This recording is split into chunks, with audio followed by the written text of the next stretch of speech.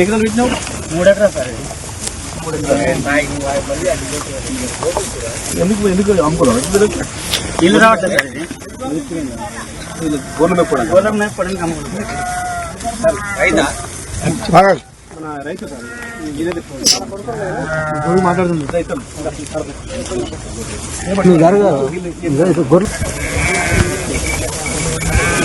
మాట్లాడతాడు.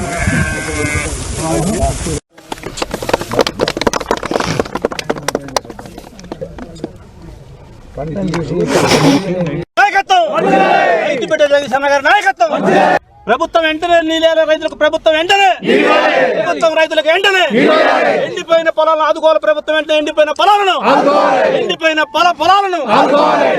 పొలాలను తక్షణమే రైతులకు న్యాయం చేయాలి. తక్షణమే రైతులకు.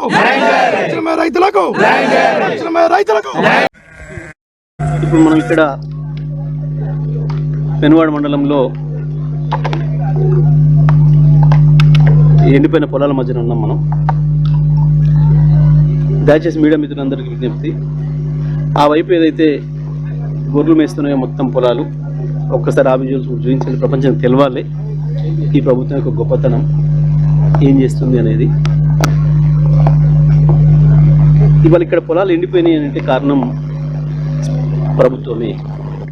ఇది ప్రభుత్వం చేసిన నేరమే. ఇవాళ ఇక్కడ ఈ గ్రామాలకు వస్తే ఎక్కడికి వచ్చినా నాకు రైతులు చెప్తున్న మాట ఒకటే మాట, ప్రభుత్వాన్ని నమ్మినాం మేము. వాళ్ళు పత్రికలలో టీవీలలో ప్రకటన చేసిండ్రు, మీరు పంటలు వేసుకోండి వారబందీగా నీళ్ళు ఇస్తామని చెప్పినారు. వాళ్ళ మాటలు నమ్మే మేము ఈ పంట పొలాలు చేసుకున్నాం. ఇప్పుడు మనం నిలబడ్డ పొలం ఏదైతే ఉందో ఈ పొలం ఊళ్ళో పేరు నగేష్ నాయక్. ఈయన పొలం సొంత పొలం 3 ఎకరాలు అయితే 6 ఎకరాలు కౌలు తీసుకొని వేసినాడు. 9 ఎకరాలు చేసిన మనం నిలబడ్డాను. వేలాది గొర్రెలు మేస్తున్నాయి చూసినాం మనం. ఆయన చాలా స్పష్టంగా చెప్తున్నాడు, సార్ మేము మంత్రులు అధికారులు చెప్పిన మాట విన్నాకనే నేను పొలం పెట్టుకున్నా అనే మాట. ఇంకొక మాట కూడా నేను చెప్తా ఉన్నా ఇక్కడ, ఇప్పుడు ఈ నిమిషానికి కూడా గోదావరిలో 10,000 క్యూసెక్ల పైన నీళ్ళు పోతున్నాయి. ఇప్పుడు కూడా నీళ్ళు ఉన్నాయి ఆడ. వీళ్ళు కన్నెపల్లి పంప్ హౌస్ ఇట్లా ఒక బటన్ నొక్కితే నీళ్ళు ఇక్కడికి వస్తాయి. కానీ ప్రభుత్వం దుర్మార్గంగా రైతుల్ని నమ్మించి, వంచి, మోసం చేసి వాళ్ళ స్వార్థం కొరకు కేవలం అందులో ఇసుక దొంగతనంగా అమ్ముకొని 100 కోట్లు సంపాదించుకోవడం కొరకు వేలాది మంది రైతుల ఉసురు తీస్తుంది ప్రభుత్వము. ఇవాళ ఈ రైతాంగం అందరిని తీసుకొని నేను కాళేశ్వరం పోవడానికి సిద్ధంగా ఉన్నా. మొత్తం ఈ కాళేశ్వరం తీసుకుపోయి చూపిస్తాను నేను ఇవాళ కూడా. ఆడ నీళ్ళు వస్తున్నమాట వాస్తవం. పంపు బటన్ నొక్కితే పంపు ఆన్ అయి వీడికి నీళ్ళు రావడం అనేది కూడా వాస్తవం. అది చేసి చూపించడానికి మేము సిద్ధంగా ఉన్నామని చెప్పిన నేను. బీఆర్ఎస్ పార్టీగా మా నాయకుడు కేసీఆర్ గారి నాయకత్వంలో ఇవాళ మా చేతికి ఇచ్చిన 3 రోజులలో నేను ఈ పెనుబాడు మండలాన్ని నీళ్ళు తీసుకొస్తా. నేను ఛాలెంజ్ చేస్తున్నా మంత్రి ఉత్తమ్ కుమార్ రెడ్డిని, ముఖ్యమంత్రిని నేను ఛాలెంజ్ చేస్తున్నా.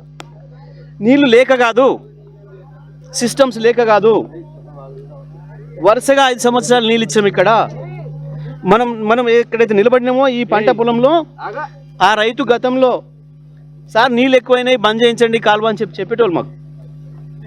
చాలా సందర్భాల్లో నాకు అటువంటి ఫోన్లు వచ్చేది, పంట అయింది పండింది కాలువలు బంద్ చేయించండి, కోసుకోవాలి పొలాలు దిగబడతాయి, లేదంటే మేము చైన్ బండి తేవాల్సి వస్తుంది మేము అని చెప్పి, దానికి ఖర్చు ఎక్కువ అవుతుంది అని చెప్పి వందలాదిగా నాకు రైతుల నుంచి రిక్వెస్ట్లు వచ్చేవి. ఈ సమయంలో ఎక్కడ చూసినా మీరు చుట్టుపక్కల ఏ చెరువులో చూసినా మత్తడి దుంకుతుండేది, అలుగులు వస్తుండేది నీళ్ళు. కానీ దురదృష్టం ఇవాళ ఈ ప్రభుత్వం యొక్క దుర్మార్గమైన డబ్బుల దాహం కొరకు, వాళ్ళ ఇసుక అమ్ముకొని డబ్బులు సంపాదించుకోవడం కొరకు,